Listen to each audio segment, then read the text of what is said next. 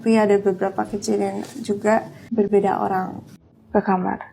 Dia buka celananya dan keluarkan kelaminnya. Michelle Ashley ternyata nggak cuman papanya, supirnya juga melecehkan Michelle. Mamanya kemana aja sih nih? Kita dengar kronologinya sampai disuruh nyepong. Hai, apa kabar? Kembali lagi di Let's Go. Apa kabar kalian semua? Semoga kalian baik-baik aja. Let's Go masih update tentang kasus Michelle sama Pinkan. Waduh, ini menyayat hati banget guys. Kenapa? Karena gak cuman papanya aja yang ngelecehin Michelle ya. Si supirnya juga sama satu orang lagi tuh di rumahnya. Dan gak cuman itu, ada kronologi di mana Michelle disuruh nyepong guys. Waduh, ayo kita bahas aja nih berdebah-berdebah kasus ini yang paling berdebah. Siapa lagi kalau bukan pelakunya lah. Kejadian ini berlaku di aku juga bukan sama suami mami doang, berbeda orang. Supir aku ada juga satu orang lagi. Nah, jadi pada tayangan tersebut kan Michelle nih bilang ya, bahkan bukan cuman papa aku aja sih yang ngelakuin itu ke aku ya. Ada orang-orang lainnya yang melakukan itu ke aku gitu. Yang pertama ada siapa? Ada supir gitu. Supirnya Michelle ngelakuin pelecehan. Walaupun dia nggak ceritain dia ngelakuin pelecehannya seperti apa. Habis itu yang kedua ada satu orang lagi, tapi bukan dalam keluarga. Nah, ini penasaran siapa satu orang lagi ya? Mungkin bisa pamannya atau teman dari papanya. Nah, ini kan pertanyaan ya, kok bisa supir ini ngelecehin Michelle gitu? Ini gara-gara apa? Ini pemikiran dan logiku serta dugaan aja ya.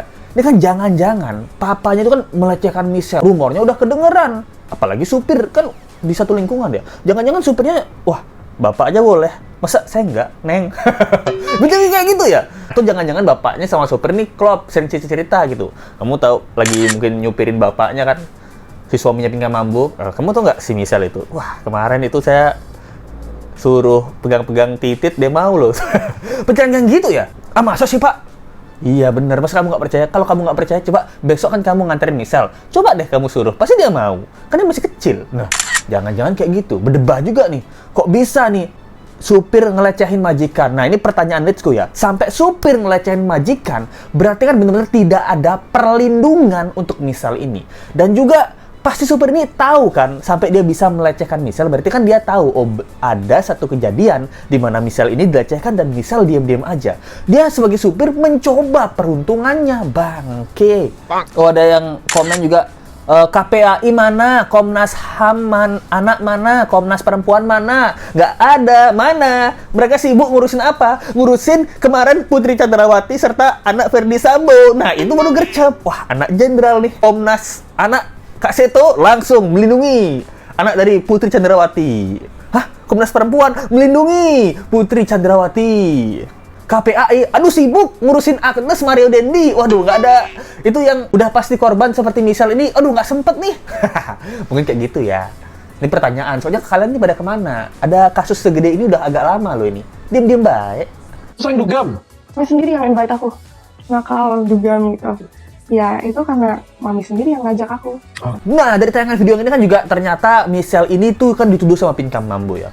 Michelle nih tuh orang yang suka dugem, bandel gitu. Nah, gimana nggak suka dugem? Dia aja yang ngajain dugem mamanya. Dia bilang, mama itu pernah ngajain aku dugem gitu. Ya gimana aku gimana aku bisa dibilang suka dugem kayak gitu? Yang ngajakin pertama kan mama ya. Padahal nggak juga sering banget nih Michelle dugem. Suruh aku ke kamar. Dia buka celananya dan keluarkan kelaminnya. Suruh aku untuk cobain. Dan gak cuman itu ya, ternyata ini ada kronologi yang kalian harus denger banget. Ini gimana papanya Michelle, bukan papa, ini tidak bisa disebut papa ini, disebut berdebah. Nah, si berdebah ini meringis hati ya. Kan Michelle bilang, ada satu kejadian di mana kronologinya itu aku tuh disuruh ke kamar sama si suaminya mami aku gitu. Jadi dia waktu itu masih umur 12 tahun, jadi ada, ini setelah diminta pegang titit ya, kocok titit ya, kalian tahu kan cerita yang pertama. Nah, ini suaminya Pinkan Mambo nih bilang, Michelle, kamu kan sudah pernah itu tangannya nganggur pegang-pegang titit papa ya. Coba sini ke kamar dulu, papa ada mau ngomong. Nah, masuk ke kamar lah Michelle disuruh, cuk masuk kamar, berdebah, aku disuruh ngapain nih? Nah, masuk ke kamar, nah ternyata pas di dalam kamar, celananya dari si berdebah ini, si pelaku ini dibuka door. Misal mau lihat tuyul nggak? Ada tuyul ngegantung loh. Ternyata pas dibuka tanahnya ada tuyul ngegantung, palanya kan botak ya. Pala ujungnya kan botak, ada tuyul ngegantung gitu. Ternyata apa yang terjadi di kamar itu adalah hal yang bikin Michelle kaget. Pas dibuka celana, ada tuyul ngegantung gitu. Wah, ada tuyul.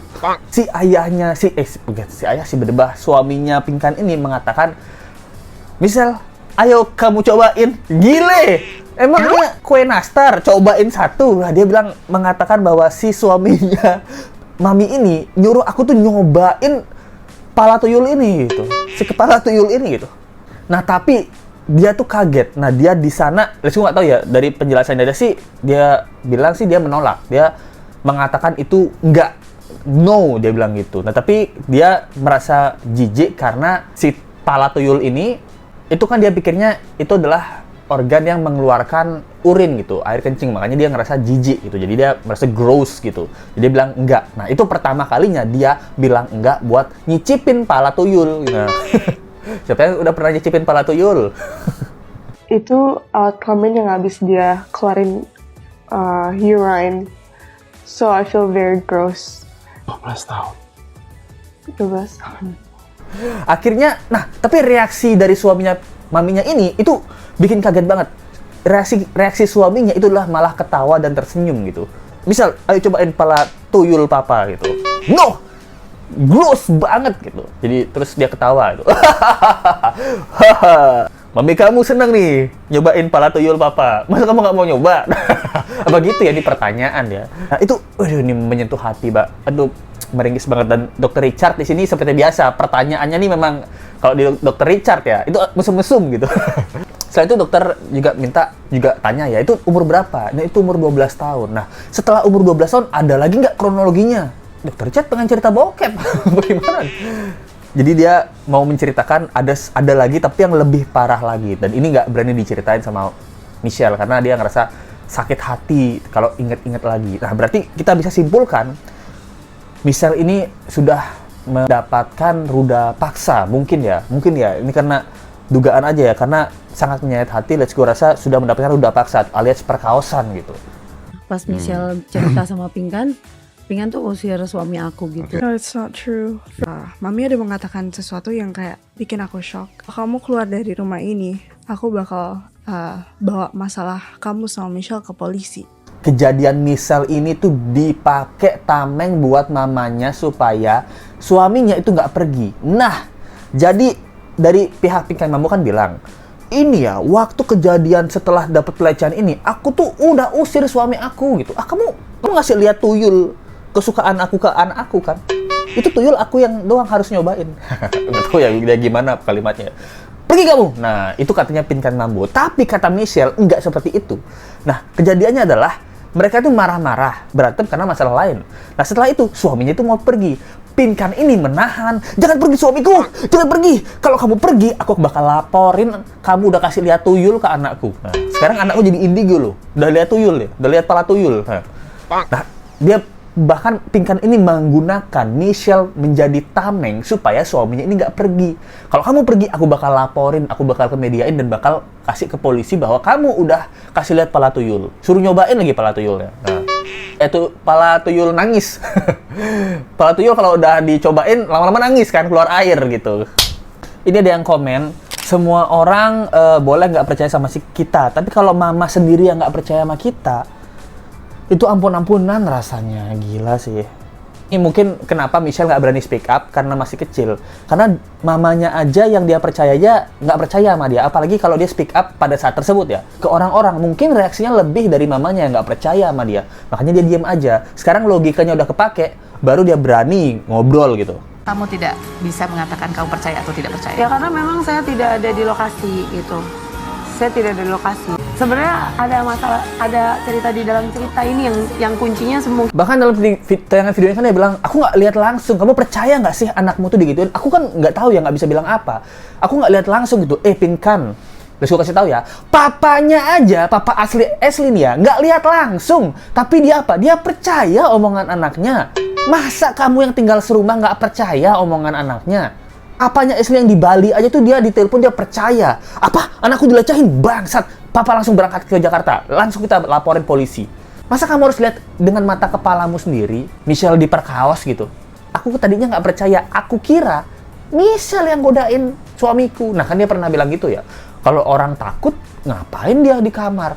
Logikanya kan gitu. Nah, dia pernah bilang kayak gini di live-nya. Tonton aja video Lecu sebelum ini. Aku udah keluar dari sekolah semenjak 6 SD.